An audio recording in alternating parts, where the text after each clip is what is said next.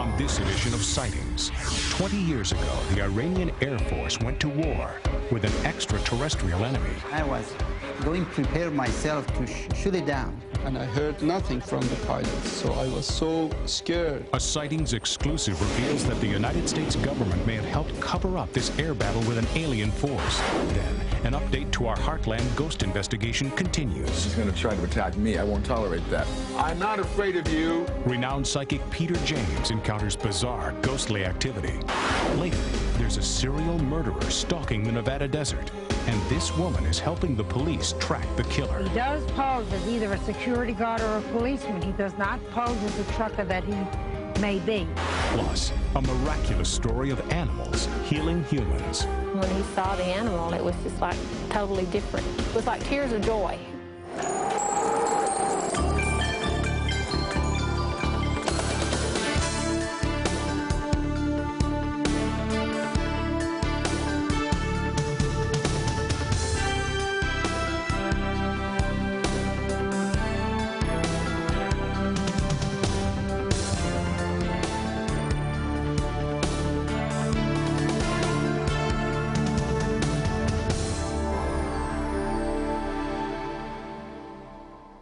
Welcome to Sightings. I'm Tim White.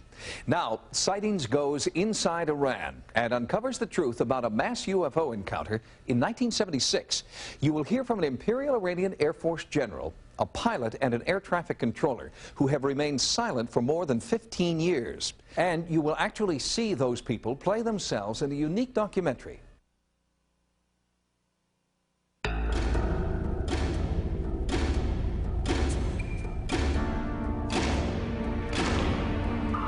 At the beginning, we thought the Iraqi are coming. All of a sudden, I see this flying object just going round and round and round and going up and up and up. And I told my mom, I said, Mom, I just saw a flying saucer. I saw a UFO. I was going to prepare myself to shoot it down. It was seen by civilians, pilots, generals, and the unerring eye of Air Force radar. Reports ricocheted from the Shah to President Ford and back again.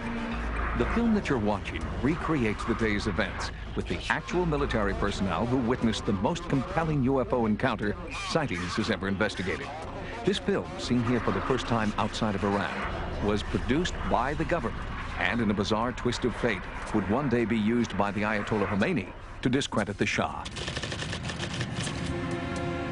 When I saw this object is flying that fast, then I thought this is not a helicopter and this is not an aircraft. By that time I said, oh, should be some kind of UFO. Radar readings taken inside the control tower at Mehrabad Air Force Base indicated the object was at least as large as a Boeing 707 tanker. The situation was serious. Brigadier General Nader Yousefi, base operations commander and the number 3 man in the Iranian Air Force, was notified immediately. So I picked up the phone, and it was a base commander. He wanted me to know they're going to have the airplanes to take off from his base for the scrambled mission. General Yousefi authorized an immediate scramble mission. An Iranian Air Force F-4 Phantom jet fighter was ordered to engage the UFO and determine what it was. The F-4 approached Mach 1 in its pursuit of the UFO. At an altitude of 23,000 feet, the lead pilot reported in that he clearly saw a brilliant object 75 miles ahead of him. His actual radio transmissions are heard here publicly for the first time outside Iran.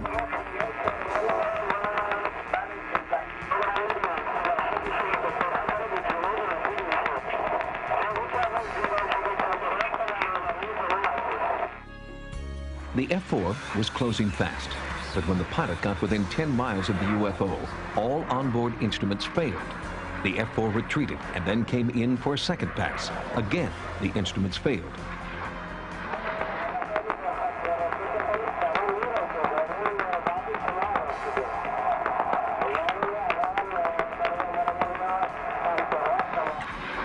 It was as if an electromagnetic force field was repelling the jet fighter.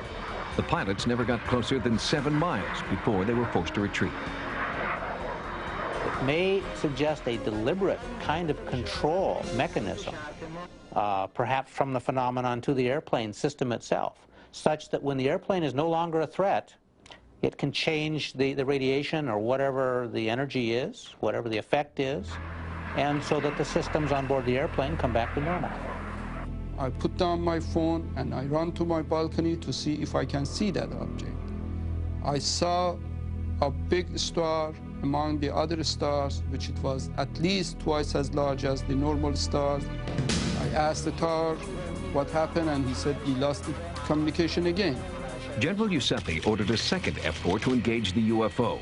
The lead pilot was Iran's #1 top gun, Major Hussein Jafari.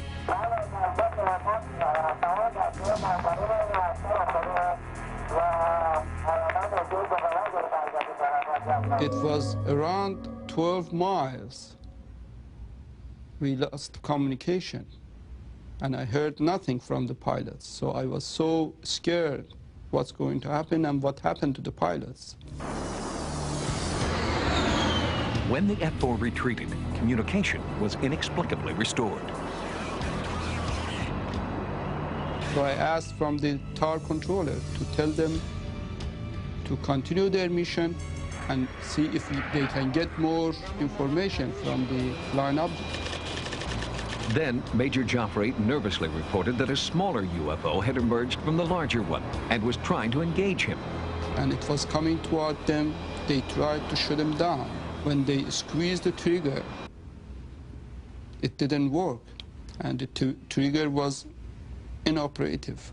They couldn't shoot the missiles. The pilots, fearing for their lives, tried to eject, but the eject button jammed. Every backup system was inoperable. We understood that the eject instrument also didn't work. So in this case, I said to God, oh, God, save them. The F-4 had no choice but to go into a negative G-force dive to escape this seemingly hostile UFO. When the fighter jet was 10 miles away from the larger UFO, the smaller craft flew off, and all onboard communication and instrumentation was restored to the F-4. Major Jafari reported that the smaller UFO appeared to be landing on a mountaintop just southeast of Tehran. This landing was confirmed on the radar by the control tower. Brigadier General Youssefi witnessed it from his balcony. He let it down and landed on the ground. And now it is a communication between the mother ship and that small flying object. And it shows the lights between those two. It's connected. While they were landing, the tower was screaming on the phone to me, General, this flying object is following them and is going to land in Mehrabad. It is in the short final, and I see a big, big light with the glaring red, blue, and yellow lights. The so-called mothership tailed the F-4 into Mehrabad Air Force Base and flew low over the runway. As it performed what was described as a low-altitude flyby, power at the Air Force Base went out. That was strange for us, and we asked each other why the power went out for some seconds. Frankly, I don't have any explanation for that, but I will say that there are other cases, well documented, where power has been disrupted on the ground over fairly large areas during UFO presence. After the flyby, the craft roared off toward the west, as if to say, mission accomplished. Search parties were dispatched to the supposed landing site of the smaller UFO, while the tower tried to track the outbound mothership. It was spotted 25 minutes later over the Mediterranean by an Egyptian Air Force pilot. A report sightings was able to confirm with the Egyptian embassy. Then, over Lisbon, Portugal, the pilot, crew, and passengers of a KLM Airlines flight reported seeing the UFO as it sped westward to the Atlantic. That was the last sighting we know of to date. When Sightings continues, part 2 of our UFO investigation, a cover-up went to the highest levels of the Iranian government, and some say Washington knew everything. The American people deserve to know what happened. When the pilots who had encountered a UFO over Tehran returned home, their ordeal was only beginning. They were shocked to see how their UFO confrontation was being distorted and trivialized by a military-controlled press. We knew the capability of the other countries and their airplanes' capabilities. It could be a spy airplane. I really have no idea, but maybe from some other world. The day after the otherworldly encounter over Tehran, it was front-page news in both the Farsi and English-speaking newspapers throughout Iran. At the same time, Iranian and U.S. officials were meeting behind closed doors. This particular case is interesting from another standpoint, and that is the involvement of the American government. General Sabahat, now in exile in California, was the vice commander of the 2nd Tactical Fighter Base. He told Sightings that the day after the UFO event, he attended a top-secret meeting between the Imperial Iranian Air Force and the U.S. Air Force. General Secord, which was the head of the U.S. Air Force and our Air Force, probably commanding officer and operation, pilots, approach control of civil aviation. Hussein Parouzi, an air traffic controller at Mehrabad Air Force Base, was also present at that meeting. When they heard our report and the report of the pilot, they concluded that no country is able to have such a technology. And all of them believed it should be a strange object from other spheres. I collected the reports and I made my own observations as a report to my higher echelon, and we sent this report through the Joint Chiefs of Staff to the Shah's intention. They collect all of those information and send it to the United States by General Secord because he was the head of the U.S. Air Force in our countries. The secret meetings continued, and rumors of a calculated disinformation program seemed to be borne out by the changing face of Tehran newspaper headlines. Day 1. Day 2. Day 3. Day 4. On day 5, the press reports the entire incident is a hoax. I don't know why the appropriate authority prohibited me to interview with the press or news reporter. I don't know why this information is prohibited from the public. Somehow the government doesn't want to open up to the public. I don't know why, but... Despite media dismissals of the event as a joke, our sources report that a full-scale military investigation continued to search for answers. I asked from the pilot of the F-4 to go and to look after that flying object. He knew where it landed. And when they flew and the Army personnel, they were in the area, they couldn't see anything.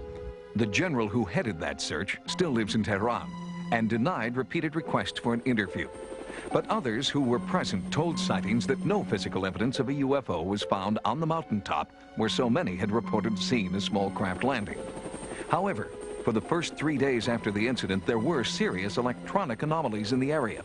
The beeping sound that was picked up could be one of a number of things. It might be technology.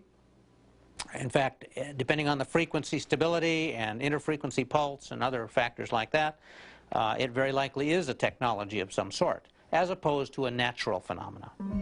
And then there is this. An American Defense Systems Program satellite operated by the U.S. Defense Department picked up signals from an unidentifiable technology on the same night the Iranian Air Force was scrambling over Tehran. Experts from DSP are revealing this information for the first time. We saw something. The DSP satellite is, in fact, a spy satellite that monitors airspace in military hotspots. On the night of September 19, 1976, the satellite was scanning the skies over Tehran. That's an independent confirmation that an event of some type occurred at that time and place. What it was, we don't know.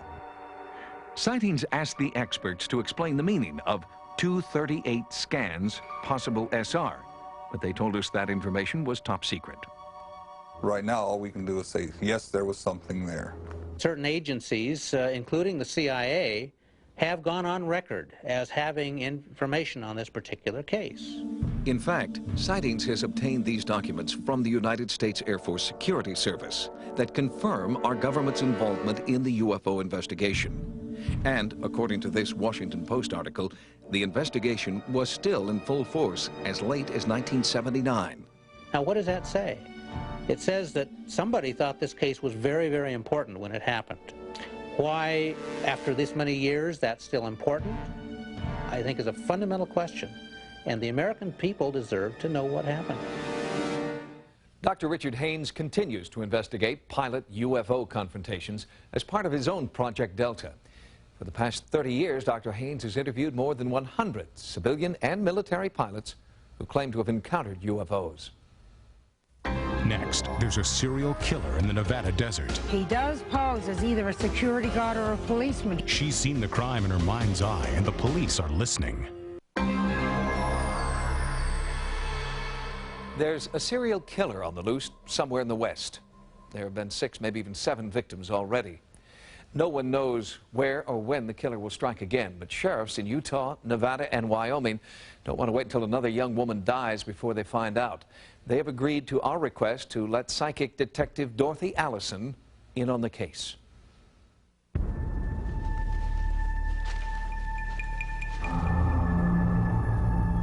In desolate Elko County, Nevada, 2 rock collectors found her body. At the time, no one knew that she was just one of many, or that it would take a psychic to name her killer. Well, I was notified on November 16th, 1993, that we had a body in the desert off of Interstate 80, about 23 miles west of the Utah state line. When we got out there, we found a white female, unidentified, completely stripped of all her clothing, jewelry, and had been killed by a gunshot. An enhanced sketch of the victim was released in the hope that a loved one would come forward to claim her. No one did. It's very sad. I have a teenage daughter right now, and I would hate for her, something like this to happen to her, and she'd be just sitting somewhere and nobody knowing who she is or how she got there. The town of Elko adopted the unknown victim as one of their own. A local mortuary sponsored a funeral for the young woman nobody knew. This young lady had to be somebody's daughter, maybe somebody's wife, somebody's mother. She was due some dignity and respect. The way she died was not very pleasant, and we just couldn't, in good conscience, just take her out and bury her without having some type of a funeral service. Elko could only mourn and wonder why. The victim was buried just as she had been discovered, alone and anonymous. With few clues to go on, Detective Schultz sent out a teletype describing the Elko murder case to law enforcement agencies across the country. Almost immediately, sheriff's detectives in Millard and Juab counties in Utah called in. They both had unsolved murders strikingly similar to the one in Elko. I'll show you where our girl was found. They faced the chilling reality that a killer was on the loose. When all of the investigating detectives met to go over their individual cases, a pattern developed, instantly linking all of the murders. All of the victims were young women, shot with a small caliber weapon and stripped naked. Strangely, their corpses weren't haphazardly dumped. They were placed. The scenes are almost identical. The way their hair was pulled up underneath them, the way their heads were turned, the way their hands were laid out in a particular fashion, the way their feet were laid out in a particular fashion. We feel very strongly that the bodies were in fact posed, that there are some things that are not natural with the way the bodies were positioned. In all, 7 victims in Nevada, Utah, and Wyoming have now been identified as murders that could fit the pattern. We have a serial killer, we believe, out there that is going to strike again. A killer who has an uncanny knack for finding victims nobody knows and nobody misses.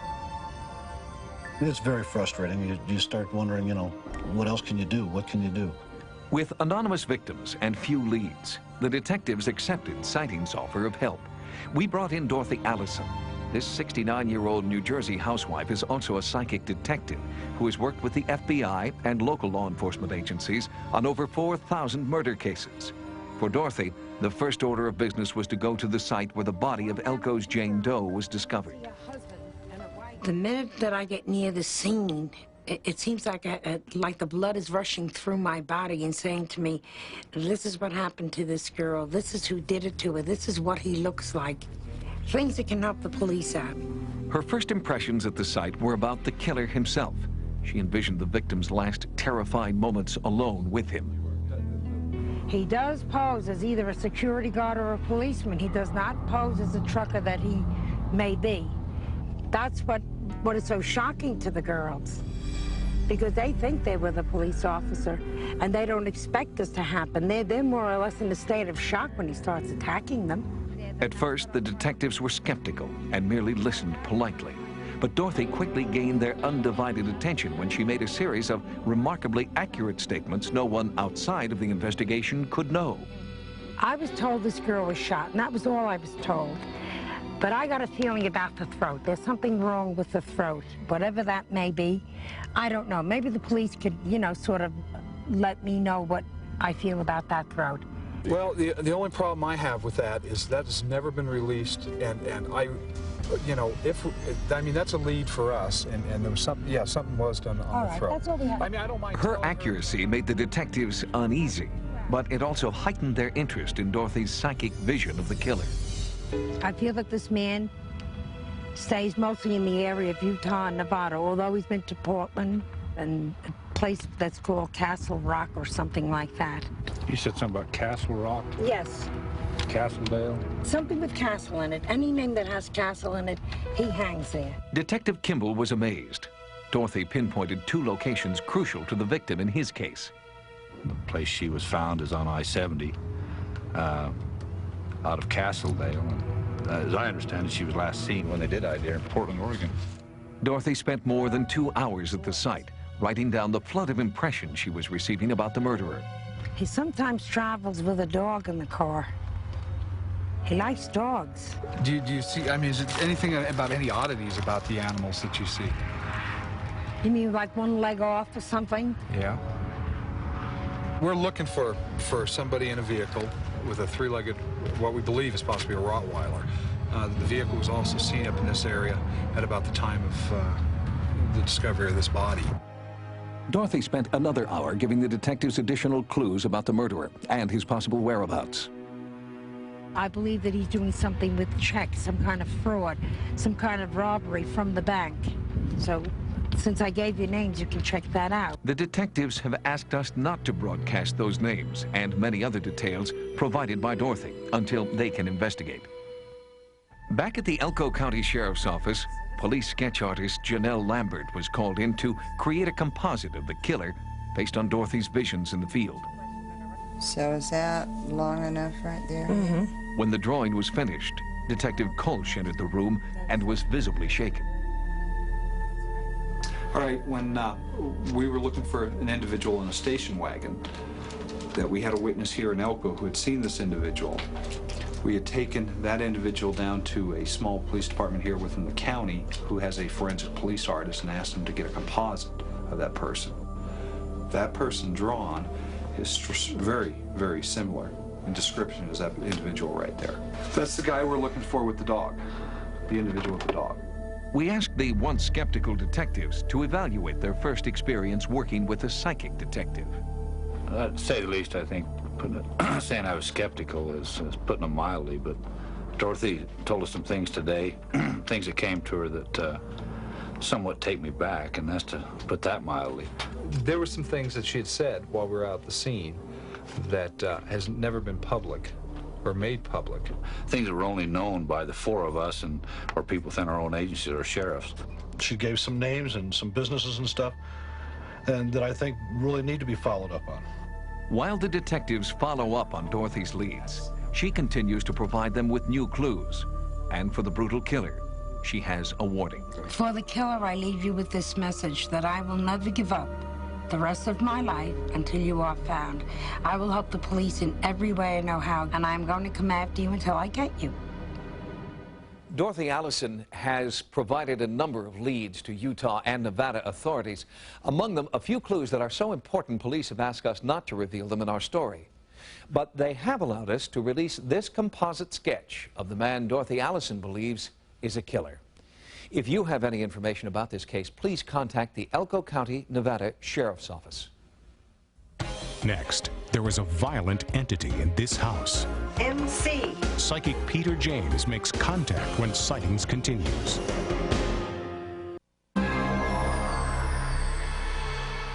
For several months, Sightings has been investigating a stunning paranormal event unfolding in America's heartland. A young family is being plagued by ghostly activity that ranges from the innocuous to the bizarre, and it won't go away. We called in renowned psychic Peter James to see if he could communicate with the entity and make the haunting activity stop. Psychic Peter James says he has had the ability to communicate with ghosts since he was a child.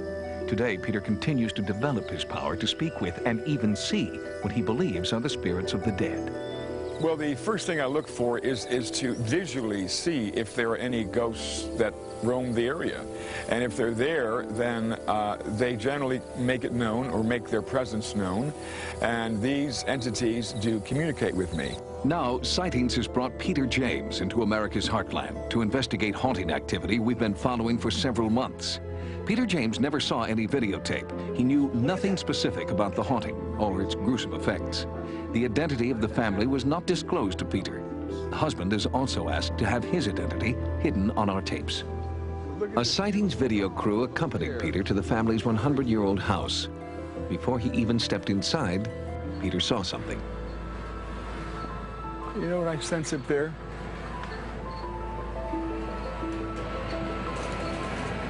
I got just a glimpse of that upper window of the face of a little girl, and I don't know who lives here. It's a boy, right?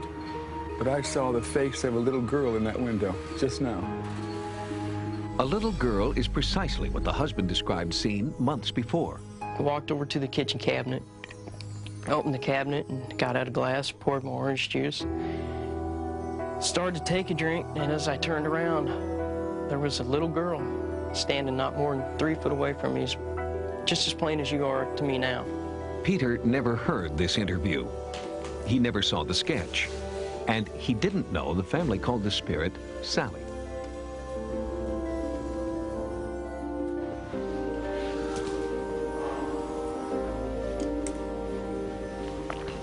There's a little girl that's standing right there, right at the top of the stairs. Hello? Hello? Look. Hello? Can you speak to me? Sally? Is that your name, Sally? Sally? Okay.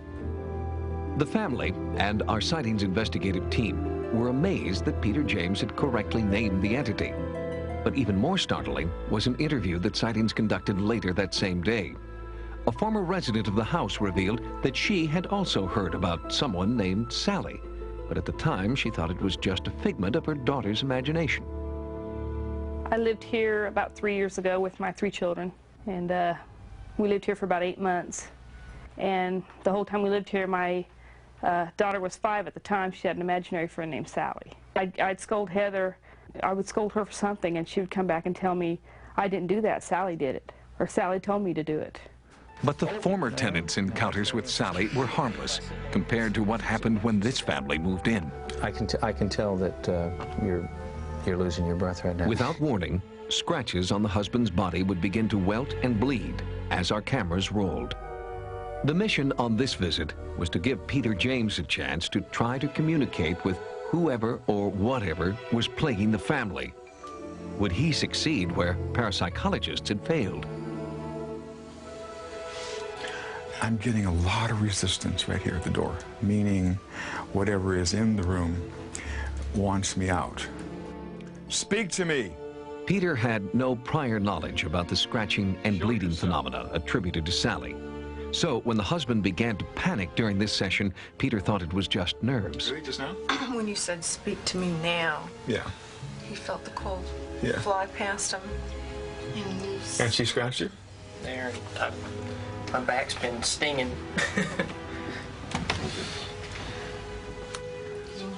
Are you okay? Yeah, I just... Don't be frightened. There's nothing to be afraid of. Remember, remember you're in control here. So don't. MC.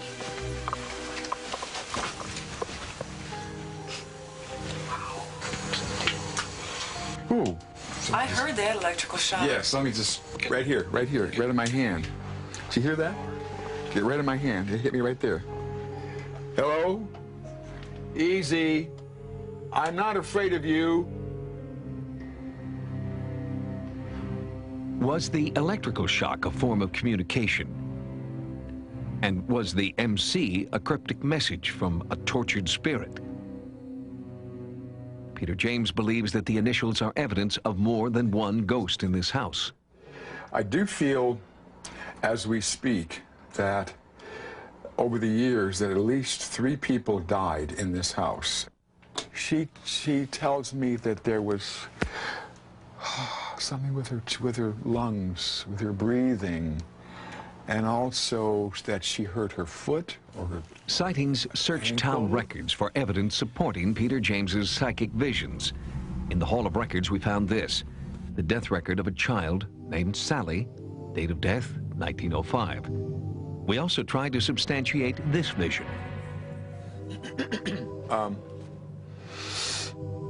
Do you know if anyone medical lived in this house? There was a medical person? Yeah, because I feel very medical about this for some reason. In a city directory printed in 1903, Sightings discovered that the person living in the house at the time was indeed a physician. And according to city records, he moved out in 1906, just after the death of Sally. Was there a connection? During our investigation, Peter James was drawn to the graveyard, one of the oldest in the town. It was here that he had a vision of a little girl dying of pneumonia and the doctor who couldn't save her. As he wandered among the headstones, Peter James described a small voice calling him toward one particular grave. Here, he felt an overwhelming grief. Here, he said, lay Sally. But the marker was so old and weather-worn, the lettering had disappeared.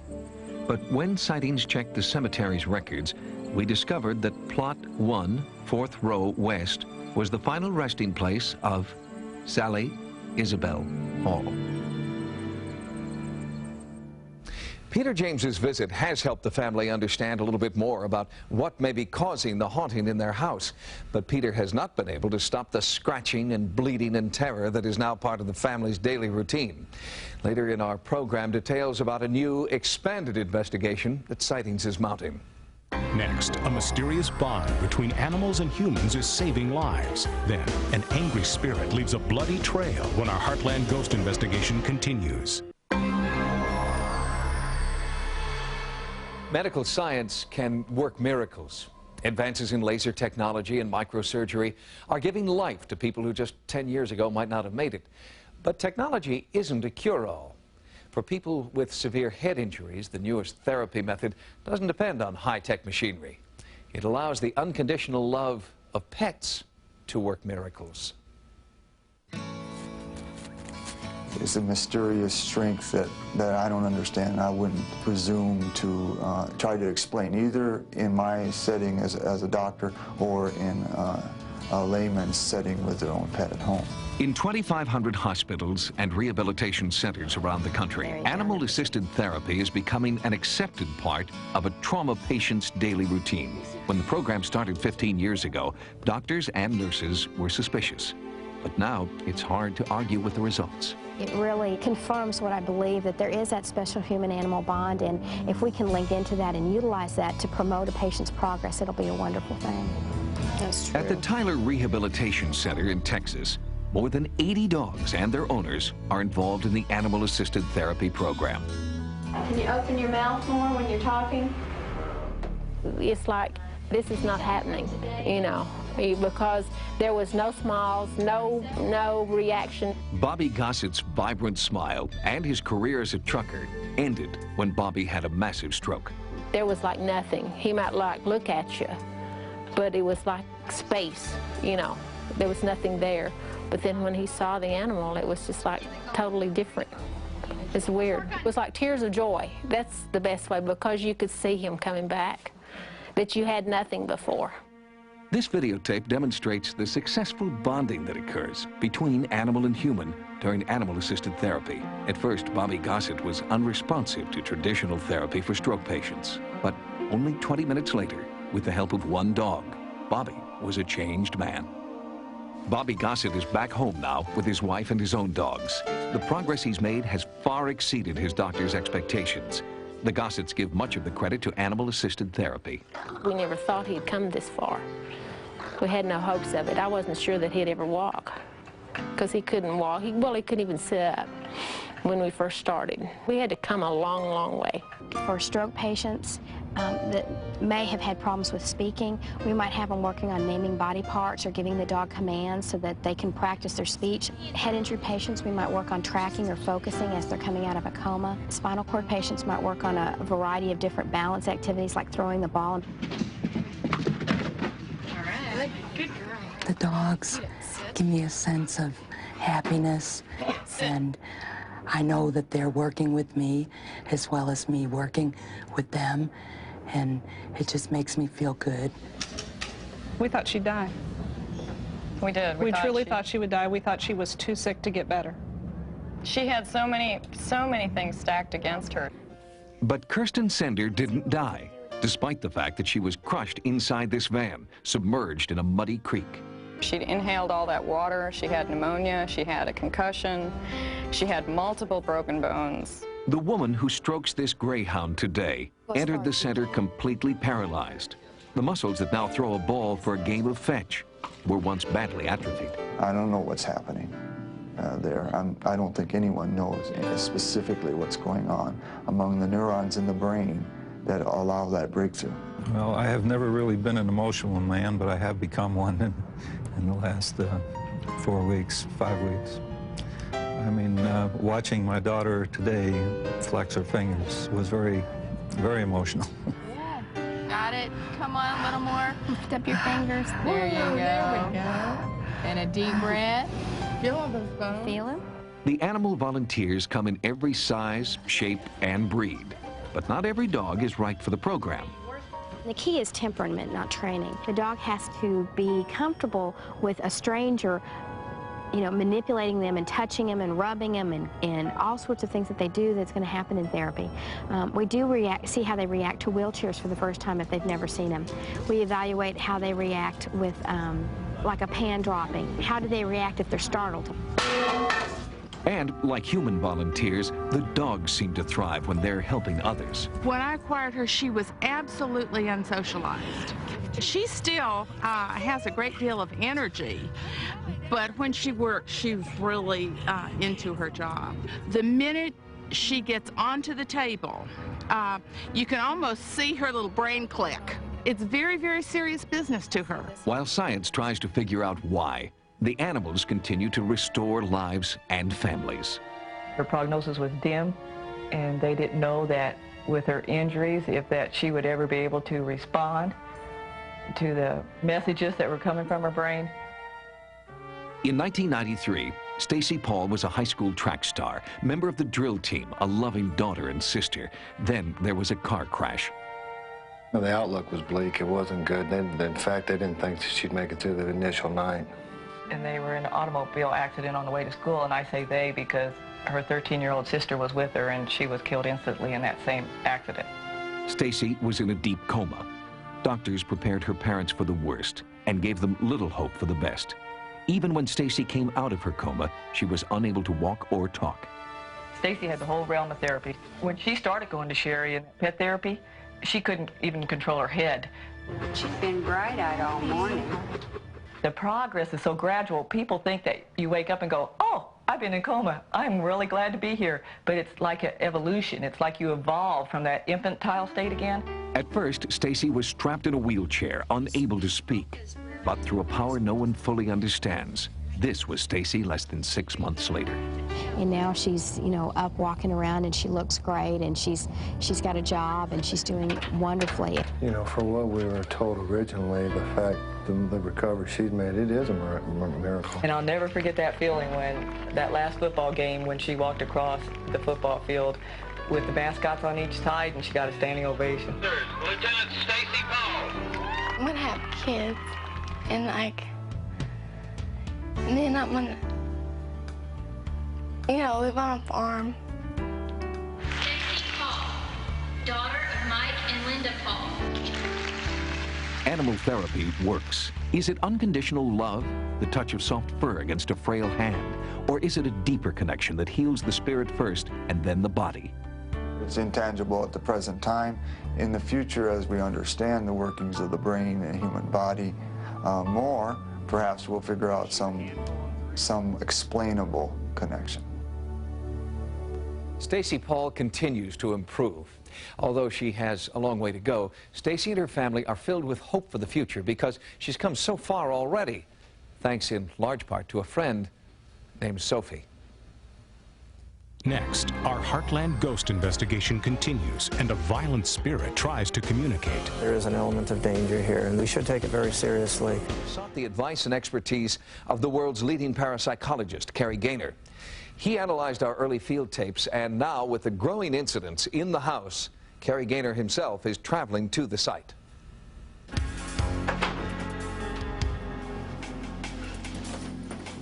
We brought in electronic specialists and over $500,000 in monitoring equipment that we hoped might pick up any physical manifestations of paranormal activity. Remote-controlled cameras were strategically placed in areas of the home where the presence of an entity had been reported previously by the family and our crew. Okay, now let's just try to focus. The front focus. Frequency counters and oscilloscopes were set to monitor any electronic interference. A thermal imaging system was brought in to record any measurable changes in temperature. The camera sees only degrees of hot and cold, producing these eerie images showing red where the temperature is higher, blue where it is cooler. The hope was that this thermal system would provide a visual record of ghostly cold spots.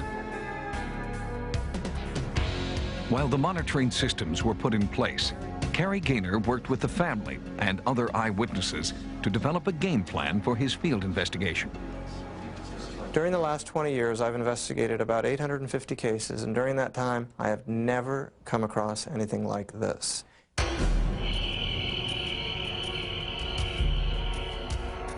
Sightings monitored every part of the house for 24 consecutive hours, while Kerry Gaynor kept vigil with the family by candlelight.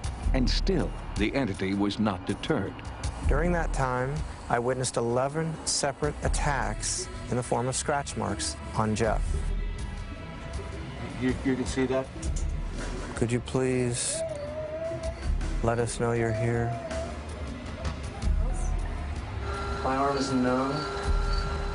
Yeah. Our full investigation of the Heartland Ghost, next time on Sightings. If you've had a paranormal experience, call the Sightings hotline at 1-900-933-SIGHT. That's 1-900-933-7444. Each call 65 cents a minute. Average call lasts 3 minutes. Sightings is also online. Our email address is sightings@aol.com. Until next time, remember, no mystery is closed to an open mind. For Sightings, I'm Tim White.